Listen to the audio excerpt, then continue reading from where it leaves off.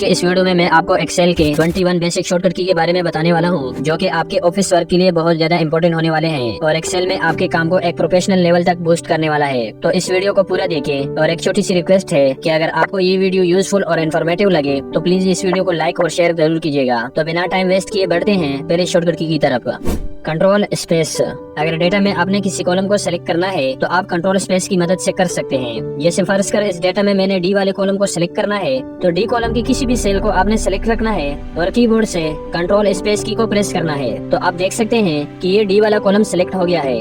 इस तरह से मैं ये एफ वाले कॉलम को भी सेलेक्ट करके दिखाता हूँ। आपने एफ वाले कॉलम की किसी भी सेल में आना है और प्रेस करना है कंट्रोल स्पेस। तो ये आप देख सकते हैं। तो कॉलम को सेलेक्ट करने के लिए आप कंट्रोल स्पेस की का यूज कर सकते हैं। Shift space. इसी तरह से इस शॉर्टकट की का यूज करके आप किसी भी रो को सेलेक्ट कर सकते हैं। जैसे फर्ज कर यहाँ पर हमने इस 5वें रो को सेलेक्ट करना है तो हम यहाँ पर इस रो के किसी भी सेल में आएंगे और कीबोर्ड से शिफ्ट के साथ स्पेस की को प्रेस कर देंगे। तो आप देख सकते हैं यहाँ पर ये रो सेलेक्ट हो गया है। तो शिफ्ट स्पेस की मदद से आप किसी भी रो को सेलेक्ट कर सकते हैं। Control shift plus. इस शॉर्टकट की मदद से आप डेटा में कॉलम या फिर रो को इंसर्ट कर सकते हैं। फर्ज कर यहाँ पर हम एक कॉलम इंसर्ट करना चाहते हैं तो आपने यहाँ कॉलम को सेलेक्ट करना है और कीबोर्ड से कंट्रोल शिफ्ट के साथ प्लस की को प्रेस करना है। तो आप यहाँ पर देख सकते हैं कि यहाँ पर एक कॉलम इंसर्ट हो चुका है। इस तरह से आप रो को भी इंसर्ट कर सकते हैं। आपने यहाँ से रो को सेलेक्ट करना है और कीबोर्ड से कंट्रोल शिफ्ट के साथ प्लस की को प्रेस करना है। तो आप देख सकते हैं यहाँ पर एक रो इंसर्ट हो गया है। तो डेटा में कॉलम या फिर रो को इंसर्ट करने के लिए आपने कंट्रोल शिफ्ट के साथ प्लस की का यूज करना है। Control minus. अगर आपको डेटा में से किसी कॉलम या फिर रो को डिलीट करना है तो उसके लिए आप कंट्रोल प्लस माइनस की का यूज कर सकते हैं। जैसे फर्ज कर मुझे इस डेटा में से इस कॉलम को डिलीट करना है, मतलब कि पूरा कॉलम ही डिलीट करना है। तो मैं कंट्रोल प्लस स्पेस से इस कॉलम को सिलेक्ट करूंगा और प्रेस करता हूँ कंट्रोल प्लस माइनस। तो यहाँ पर ये आप देख सकते हैं कि एक कॉलम का डेटा डिलीट हो चुका है, मतलब कि पूरा कॉलम ही डिलीट हो चुका है। इसी तरीके से आप रो को भी डिलीट कर सकते हैं। आपने पहले रो को सिलेक्ट करना है और उसके बाद कीबोर्ड से प्रेस करना है कंट्रोल प्लस माइनस। तो आप देख सकते हैं कि यहाँ पर रो डिलीट हो चुका है। तो किसी भी रो या फिर कॉलम को डिलीट करने के लिए आप कंट्रोल प्लस माइनस की का यूज कर सकते हैं। Control plus tab. अगर फर्ज कर आपके पास 2 या इससे ज्यादा वर्कबुक ओपन है तो एक वर्कबुक से दूसरे वर्कबुक में जाने के लिए आप इस शॉर्टकट का यूज कर सकते हैं। जैसे मैं फाइल पर आकर यहाँ से एक और फाइल को ओपन करता हूँ। अब हम एक वर्कबुक से दूसरे वर्कबुक पर जाना चाहते हैं, जिसके लिए हम कीबोर्ड से कंट्रोल के साथ टैब के बटन को प्रेस करेंगे। तो ये आप देख सकते हैं कि हम एक वर्कबुक से दूसरे वर्कबुक में स्विच कर चुके हैं। अगेन प्रेस करेंगे तो ये आप यहाँ पर देख सकते हैं। तो एक वर्कबुक से दूसरे वर्कबुक पर जाने के लिए आप कंट्रोल के साथ टैब की का यूज कर सकते हैं। Control F9। एक्सेल में अगर आपको एक्टिव वर्कबुक को मिनिमाइज करना है तो इस शॉर्टकट की का आप यूज कर सकते हैं। फर्ज कर हमने इस वर्कबुक को मिनिमाइज करना है तो कीबोर्ड से कंट्रोल के साथ F9 को प्रेस करना है। तो आप देख सकते हैं कि ये वर्कबुक मिनिमाइज हो गया है। तो अगर आप एक्सेल में मल्टीपल वर्कबुक पर काम करते हैं और आपने किसी एक वर्कबुक को मिनिमाइज करना है तो वर्कबुक को मिनिमाइज करने के लिए आप कंट्रोल के साथ F9 की का यूज कर सकते हैं। Shift F11। इस शॉर्टकट की से आप यहाँ पर एक नया शीट इंसर्ट कर सकते हैं। यहाँ पर आप देख सकते हैं हमारे पास एक शीट है। अब फर्ज कर हमें यहाँ पर एक और शीट चाहिए तो बिना माउस के आप कैसे कर सकते हैं। तो आपने कीबोर्ड से शिफ्ट के साथ F11 को प्रेस करना है। तो ये आप देख सकते हैं कि हमारे पास एक नया शीट आ चुका है। तो आप नया शीट इंसर्ट करने के लिए शिफ्ट F11 का यूज कर सकते हैं। Alt EL। इसी तरीके से अगर आप किसी शीट को डिलीट करना चाहते हैं तो उसके लिए आप इस शॉर्टकट की का यूज कर सकते हैं। जैसे फर्ज कर मुझे इस शीट 3 को डिलीट करना है तो हम पहले शीट 3 में आएंगे और उसके बाद कीबोर्ड से ऑल्ट प्रेस करके ई और एल को प्रेस करेंगे। तो आप देख सकते हैं कि शीट 3 यहाँ पर डिलीट हो चुका है। ऑल्ट ई एल को प्रेस करना है तो ये शीट 2 भी डिलीट हो चुका है। तो किसी भी शीट को डिलीट करने के लिए आपने ऑल्ट ई एल को याद रखना है। Control page up page down. अगर आपने बिना माउस की मदद से अलग अलग शीट में जंप करना है तो उसके लिए कंट्रोल पेज अप डाउन का यूज कर सकते हैं। आगे की शीट में जाने के लिए आपने कंट्रोल के साथ पेज डाउन की को प्रेस करना है और पीछे वाली शीट में जाने के लिए आपने कंट्रोल के साथ पेज अप की को प्रेस करना है। तो इस शॉर्टकट की मदद से आप अलग अलग शीट में जंप कर सकते हैं। Control shift L। जैसे फर्ज कर मेरे पास ये एक डेटा है और इसमें मैं फिल्टर अप्लाई करना चाहता हूँ तो उसके लिए मुझे इस डेटा में कहीं पर भी क्लिक करना है और इसके बाद कीबोर्ड से कंट्रोल शिफ्ट के साथ L के बटन को प्रेस करना है। तो यहाँ पर आप देख सकते हैं कि हर कॉलम में ड्रॉप डाउन एरो आ चुका है। तो ये इस डेटा में फिल्टर अप्लाई हो चुका है। आप इस एरो पर क्लिक करके यहाँ से फिल्टर सेलेक्ट कर सकते हैं और अगर आपको इस फिल्टर को रिमूव करना है तो आपने अगेन कंट्रोल शिफ्ट के साथ L के बटन को प्रेस करना है। तो ये रिमूव हो जाएगा। तो कंट्रोल शिफ्ट L की मदद से आप डेटा में फिल्टर अप्लाई कर सकते हैं।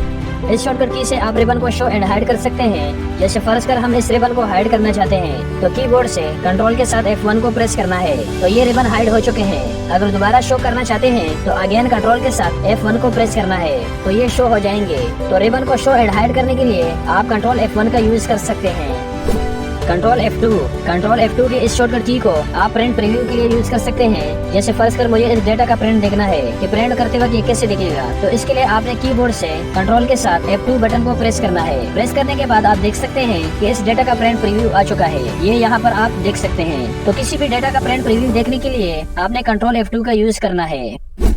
Alt+O+C+A आप इस शॉर्टकट की मदद से कॉलम की विड्थ को फिट कर सकते हैं। एक तो ये तरीका है कि आप यहाँ पर कर्सर लेकर आ जाते हैं और डबल क्लिक करते हैं तो ये कॉलम फिट हो जाता है, या फिर आप इसे शॉर्टकट की मदद से भी फिट कर लेते हैं। तो आपने पहले कंट्रोल A से इस डेटा को सिलेक्ट करना है और इसके बाद कीबोर्ड से प्रेस करना है Alt+O+C+A तो ये ऑटो फिट का फंक्शन लग चुका है। इसका एक दूसरा शॉर्टकट की भी है Alt+H+O+I आपको जो भी इजी लगे वो आप यूज कर सकते हैं। Ctrl+Shift:; ये शॉर्टकट की बेसिकली यूज होता है कि अगर आप इस शीट के अंदर करंट टाइम इंसर्ट करना चाहते हैं तो इसके लिए आप इस शॉर्टकट की का यूज कर सकते हैं। जैसे फर्ज कर मुझे यहाँ पर टाइम इंसर्ट करना है तो इसके लिए कीबोर्ड से कंट्रोल और शिफ्ट को प्रेस रखकर सेमीकोलन वाली की को प्रेस करना है तो ये आप देख सकते हैं कि ये टाइम यहाँ पर इंसर्ट हो चुका है। तो शीट के अंदर टाइम इंसर्ट करने के लिए आप Ctrl+Shift:; का यूज कर सकते हैं। Ctrl:; इसी तरीके से अगर आपको डेट यहाँ पर इंसर्ट करना है वो तो इससे भी सिंपल है, बस आपको कंट्रोल के साथ सेमीकोलन को प्रेस करना है। तो आप देख सकते हैं कि यहाँ पर डेट इंसर्ट हो चुका है, जो भी डेट आपके कंप्यूटर में सेट है। Ctrl+W अगर आपने एक्सेल में मल्टीपल फाइल ओपन कर रखी है और उसमें से आप कोई फाइल को क्लोज करना चाहते हैं तो आपने उस फाइल पर आना है और कीबोर्ड से कंट्रोल के साथ W को प्रेस करना है तो वो फाइल क्लोज हो चुका है। इसी तरह से हम एक और फाइल को क्लोज करना चाहते हैं तो अगेन Ctrl+W को प्रेस करना है तो ये फाइल भी क्लोज हो चुका है। Ctrl+W से आप सिर्फ एक्टिव फाइल को क्लोज कर सकते हैं और अगर आप पूरे एक्सेल को क्लोज करना चाहते हैं तो आपने Alt के साथ F4 बटन को प्रेस करना है तो ये पूरी एक्सेल फाइल क्लोज हो चुकी है।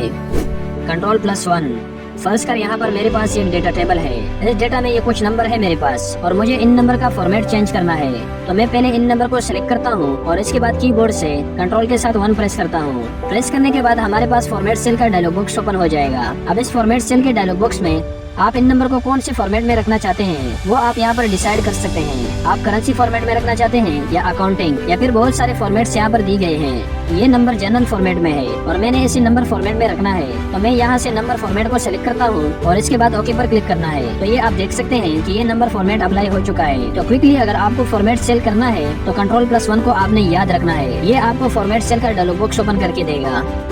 Alt+F1 अगर आपने किसी डेटा को चार्ट में इंसर्ट करना है तो इसके लिए आप इस शॉर्टकट की का यूज कर सकते हैं। यहाँ पर ये आप देख सकते हैं कि हमारे पास एक डेटा टेबल है और हमें इसे चार्ट में इंसर्ट करना है तो आपने पहले इस डेटा को सिलेक्ट करना है और इसके बाद कीबोर्ड से Alt के साथ F1 की को प्रेस करना है तो आप देखोगे कि ये इस डेटा का चार्ट इंसर्ट हो गया। तो किसी भी डेटा का चार्ट इंसर्ट करने के लिए आपने Alt के साथ F1 की का यूज करना है। Ctrl+Shift:U अगर आप कोई बड़ा फार्मूला लिख रहे हैं तो फार्मूला बार को एक्सपेंड करने के लिए आप इस शॉर्टकट की का यूज कर सकते हैं। जैसे हम Ctrl+Shift को प्रेस करके U को प्रेस करते हैं तो आप देख सकते हैं कि फार्मूला बार एक्सपेंड हो चुका है और अगर आपने इसको नॉर्मल करना है तो अगेन Ctrl+Shift के साथ U के बटन को प्रेस करना है तो ये नॉर्मल हो जाएगा। तो फार्मूला बार को एक्सपेंड करने के लिए Ctrl+Shift के साथ U के बटन को आपने याद रखना है। Ctrl+T यहाँ पर हमारे पास एक डेटा है और इस डेटा को हमने एक टेबल में कन्वर्ट करना है तो उसके लिए हम Ctrl+T का यूज करेंगे। पहले हम इस डेटा को Ctrl+A प्रेस करके सेलेक्ट करेंगे। सेलेक्ट करने के बाद Ctrl+T को प्रेस कर देंगे। Ctrl+T प्रेस करने के बाद क्रिएट टेबल का पॉपअप आपके सामने आ जाएगा। यहाँ पर माय टेबल इज हेडर को ऑलरेडी चेक रहने दो क्योंकि टेबल में हमारे पास हेडर है और इसके बाद ओके पर क्लिक कर देना है तो ये आप देख सकते हैं कि डेटा टेबल में कन्वर्ट हो चुका है। डेटा को टेबल में कन्वर्ट करने के लिए हमें बहुत दफा जरूरत पड़ सकती है और टेबल बहुत यूजफुल होता है। तो ये थे आज की शॉर्टकट कीज। आपने इन शॉर्टकट का साथ साथ प्रैक्टिस करना है। अगर आपने अभी तक हमारे इस चैनल को सब्सक्राइब नहीं किया है तो लाजमी सब्सक्राइब कर ले क्योंकि मैं इस चैनल पर इस तरह का ही इन्फॉर्मेटिव वीडियो लेकर आता हूँ तो आपने लाजमी चैनल को सब्सक्राइब करना है। तो मिलते हैं नेक्स्ट वीडियो में।